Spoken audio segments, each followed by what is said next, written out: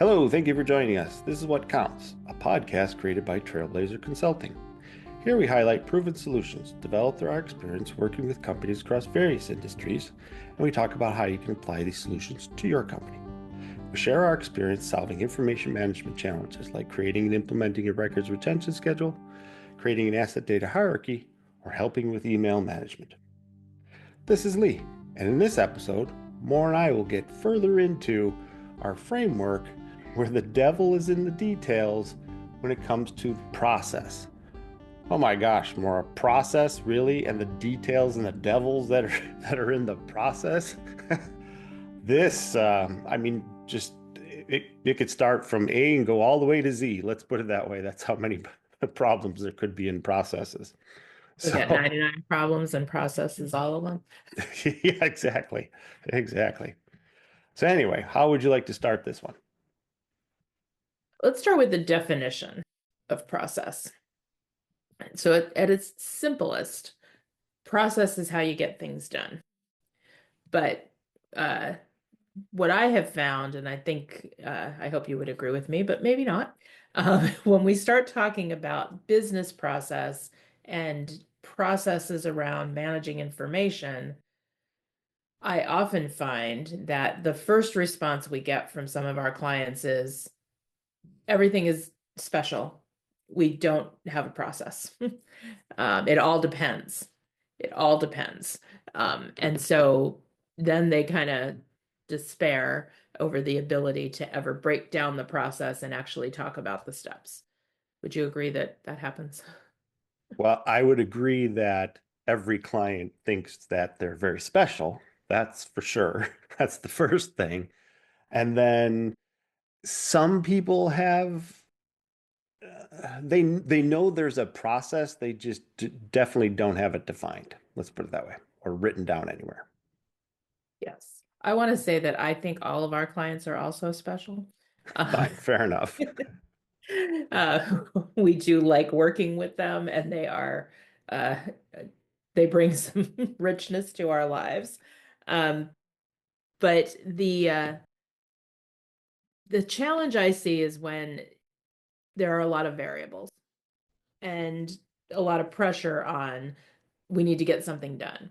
We need to get something done. And I think the kind of instinctive reaction is if you try and make me follow a process, then it's going to slow me down.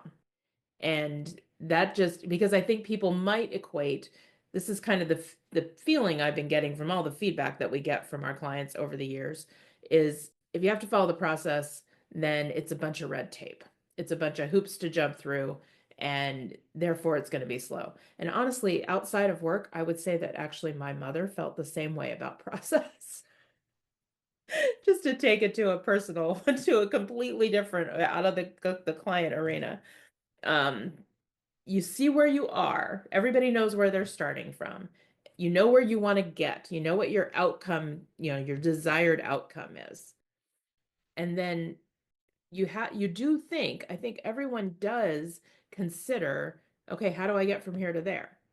Is it I want to buy something for a business. I want to buy something for my business. I know that I need to buy this thing, but how do I get it done? Can I put it on my corporate credit card? Can I put it on my personal credit card and expense it? Um, and there are limits. The company has limits to what you're allowed to do with those things. Most companies do. And some companies have policies against ever using a personal credit card and being reimbursed.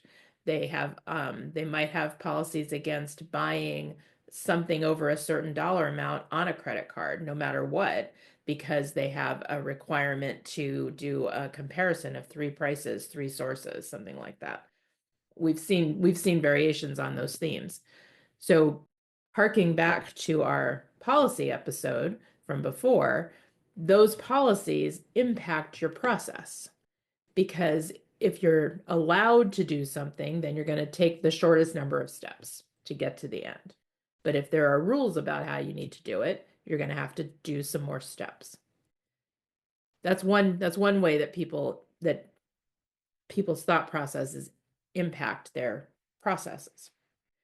The other way is you're trying to do something big. So you have to get something to be approved, you have to uh, pull together different people. You might have a document, and a lot of people have a stake in how this document turns out. And a lot of people need to weigh in on the exact wording or the terms of a contract or the conditions that something is going to take place. Or when we were working for government agencies, it was how did the regulation, how was it stated? Or like we talked about last week, how does a policy get approved? Policies getting approved is a process, because everybody can't just put a policy out in your company. They'll conflict all over the place. And if you don't have a clear process, then you're going to end up with a problem when you come to conflicting policies, both equally legitimate based on the people who put them out there, but they clash. So even though I think the instinct is process equals red tape equals slowing me down, in fact, when you start to talk to people about, well, okay, you need to get this contract in place quickly because the deal is waiting. Got it. But if you don't agree the terms, then the deal might have issues. So you have to get through the terms. Now, are there ways to speed that up? Sure, you could have standard terms and approved deviations or variances. You could have standard terms and approve no variances. That's where your policy can work with your process, because here's our standard terms. All we have to do is churn this out with the new party names in it and send it over for signature. But if it has to be all negotiated, then you might have the commercial team is starting the process and they are agreeing on commercial terms, but the legal team or the risk team has a stake in it to protect the company, to make sure that the commercial terms aren't going to put the company at risk in some way. We saw at a previous client where the commercial teams were making deals and making agreements around around a service that this company was offering, and they weren't consulting the team that had to provide the service. And the team that had to provide the service was coming in after the fact and saying, "Holy cow, how are we going to get this done? Like, what did you agree to this for?" So it's even beyond the legal and the risk people weighing in and trying to protect the company. You want to include the other parts of your business that are impacted so that they are able to deliver what your commercial team has promised. So that in that case, a process that that where these are the six people that need to weigh in, or the six teams that we need to weigh in, or these are the three teams we always have to have, and if this term is invoked, then we need to pull this team in, or if this thing changes, then we need to pull this team in, or whatever the variations are. Thinking it through in advance actually makes your process run faster. But that's kind of counterintuitive when you first start talking to people. And then once you get them through that concept, the breaking it down and the writing down every single step and every single decision point and what the options are, it's tedious. And that's where we get to the devil's in the details around process. I thought you were going to say that you should move the engineering folks into that initial meeting. It's kind of an inside joke, but the idea there is just what you said, have everybody in the initial meeting, pull them in early so that they're aware of what is going to happen and they can handle what's going to happen along down the line of the process. You could do that. That's an approach if you want to do that for every single deal. If they're big enough deals, it's worth it. If the timeline is long enough, it's worth it.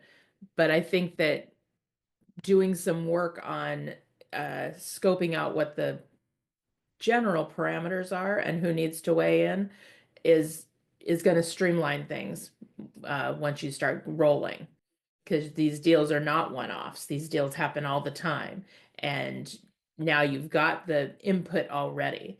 And you know where you hit a point where you're like, okay, this is too far off from what we've all agreed. Now we need to go pull them in again.